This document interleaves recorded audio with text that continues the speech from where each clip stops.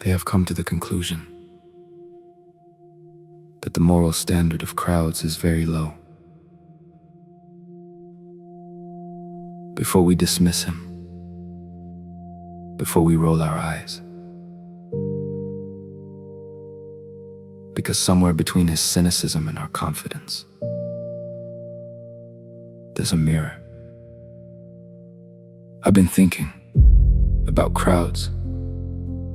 Not just riots and revolutions, not just history soaked in noise, but the quiet crowds, the polite ones, the ones that clap at the right time, nod at the right moment, and believe just enough to feel safe. There's a line, easy to miss. Jesus did not entrust himself to them because he knew all people. Not because he hated them, not because he stood above them, but because he saw through them. He stood among the crowd, yet was not carried by it. And that's the tension, isn't it? Because crowds can be beautiful.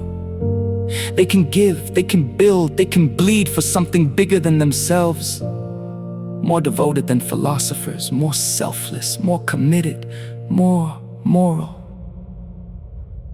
But here's the catch.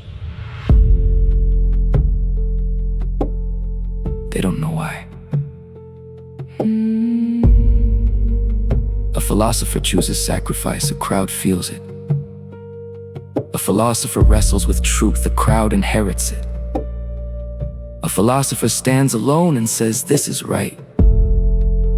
A crowd says, "Everyone else is saying it, so it must be."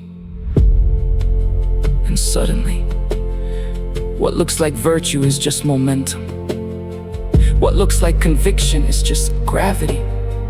What looks like morality is just noise, moving in one direction. That same force that builds civilizations can tear them down. The same devotion that lifts something sacred can bow to something hollow.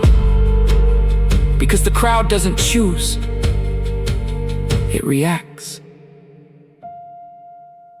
So where does that leave us? Uncomfortable. Because real morality, the kind that costs, comes from the individual, standing still while everything else moves. Even when they get it wrong, yeah. Even then. Because a wrong choice, owned, is closer to truth than a right choice, borrowed. One can be repented, reworked, refined. The other just dissolves when the noise changes. So maybe he wasn't just being cynical. Maybe he was warning us that the crowd doesn't just lower morality, it replaces it.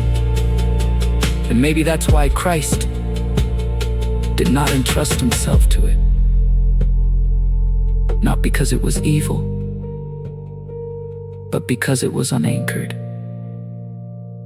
So here's the question. Are you choosing or just being carried?